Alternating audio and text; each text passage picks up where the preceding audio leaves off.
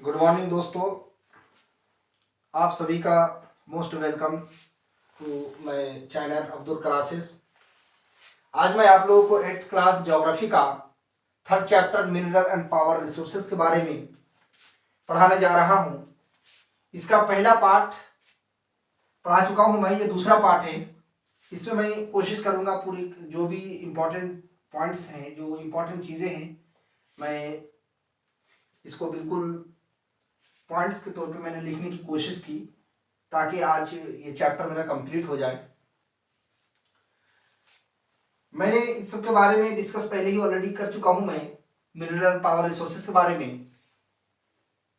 आज हम करेंगे मिनरल्स के बारे में, पूरी तरह से मैं बता चुका हूं पहला पार्ट में। अब ये मेरा दूसरा पार्ट है, इसमें जो है पावर रिसोर्सेज से पढ़ाना है मुझे। पावर रिसोर्सेज क्या है? पावर को ही दूसरा जो है नाम एनर्जी कहा जाता है। पावर का ही दूसरा नाम एनर्जी रखा गया है। आप एनर्जी कह लें या पावर कह लें, बात बराबर है।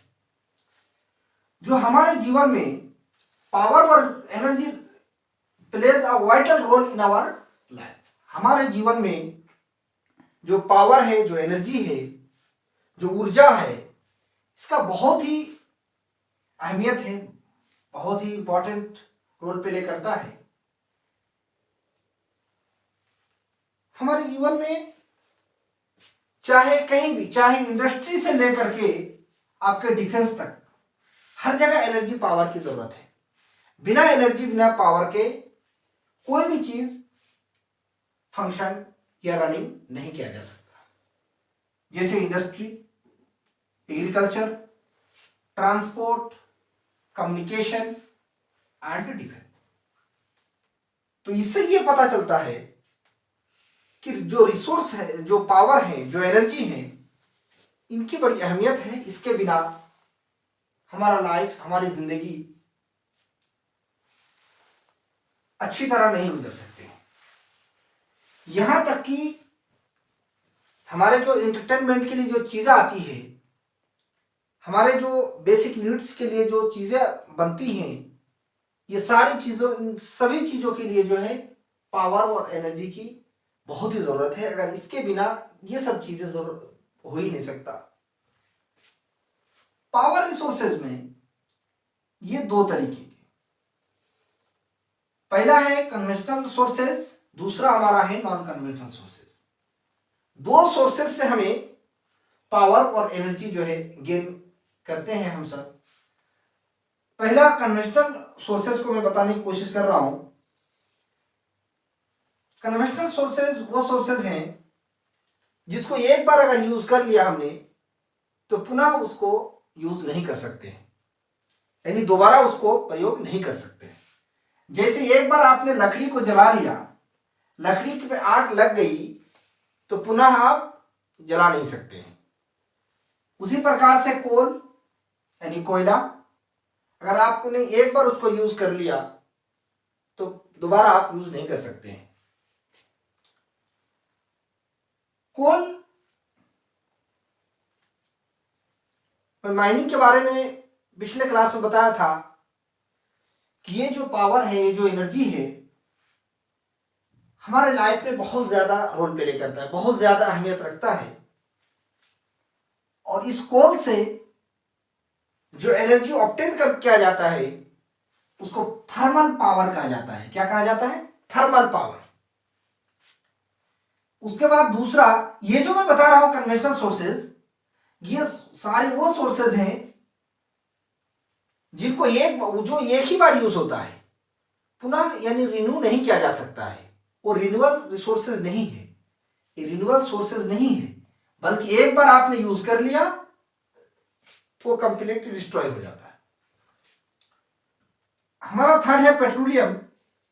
पेट्रोलियम ये लैटिन वर्ड से बना है, पेट्रा प्लस ओलियम। पेट्रा का अर्थ होता है रॉक और ओलियम का अर्थ होता है वाइन यानी तेल। जो रॉक के नीचे जो तेल मिलता है, तेल पाया जाता है, उसी का नाम इन्होंने रखा है पेट्रोलियम। पेट्रोलियम ये जो थिक कलर, जो थिक ब्लैक कलर का होता है, इसी वजह से इसका नाम जो है ब्लैक गोल्ड रखा गया है।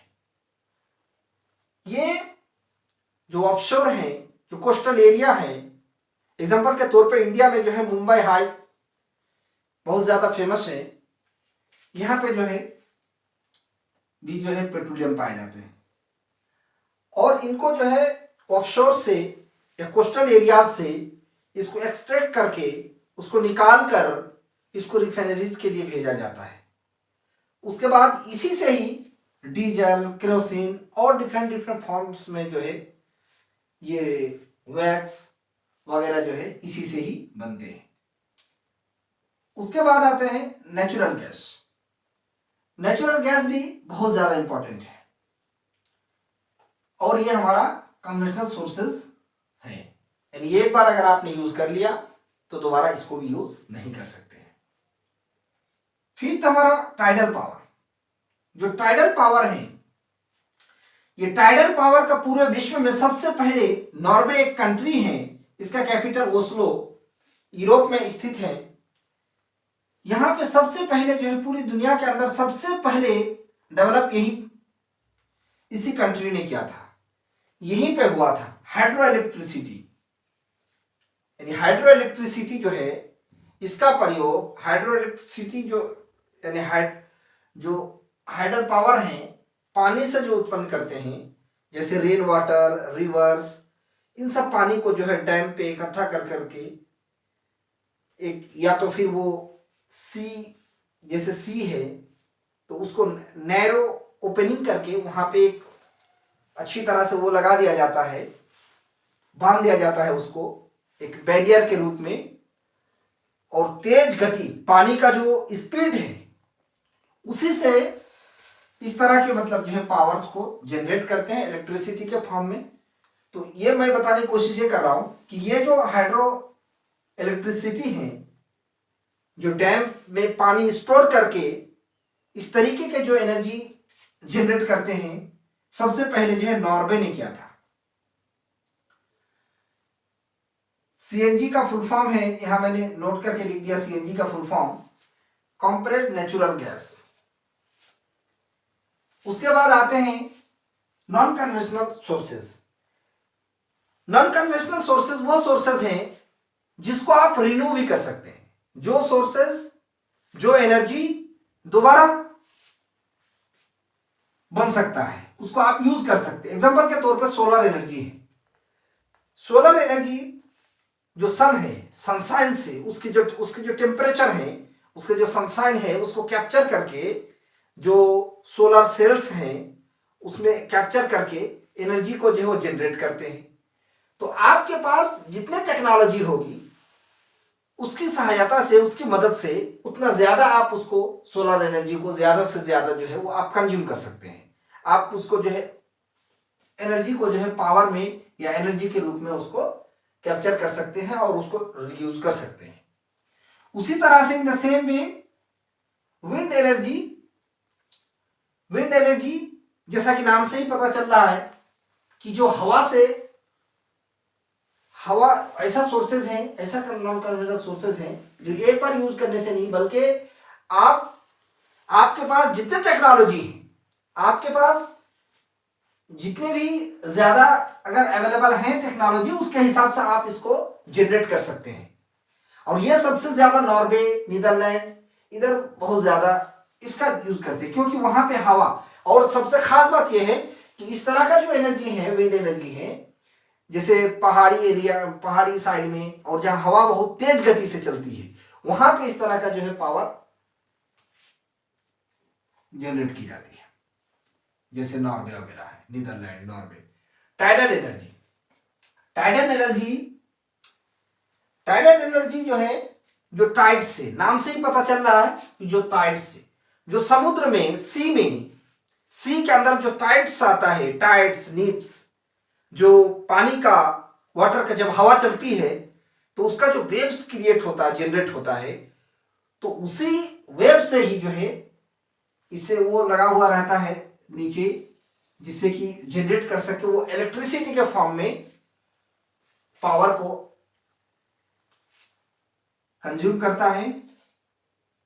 और ये सबसे पहले फ्रांस में जो है टाइडल एनर्जी को सबसे पहले डेवलप हुआ था फ्रांस में। उसके बाद न्यूक्लियर है हमारा, उसके बाद जियोथर्मल, उसके बाद बायोगैस। ये जितना भी मैंने नाम लिया 6, solar energy, wind energy, tidal energy, nuclear power, geothermal power, biogas, ये सारे के सारे जो है ये नॉन कन्वेंशनल सोर्सेज हैं। जियोथर्मल एनर्जी जो इंटरव्यू ऑफ द अर्थ है, जमीन के अंदर जो है जब टेम्परेचर बहुत ज्यादा हो जाता है तो उस टेम्परेचर से जो इलेक्ट्रिसिटी जनरेट करते हैं तो उसको जो है जियोथर्मल एनर्जी कहा जाता है। इसी प्रकार से बायोगैस। आई होप कि आपको ये मेरा वीडियो अच्छा लगा होगा, तो लाइक करें, शेयर करें। और अगर आपने, हाँ याद दिला दूं कि अगर आपने इससे पहला वाला वीडियो नहीं देखा है तो मैं डिस्क्रिप्शन में लिंक शेयर कर दूंगा, आप जरूर देख लें। तो ये सारा कंफ्यूजन और जो भी इंपॉर्टेंट चीजें हैं ये आपको सारी चीजें याद हो जाएंगी। ठीक है, थैंक यू वेरी मच।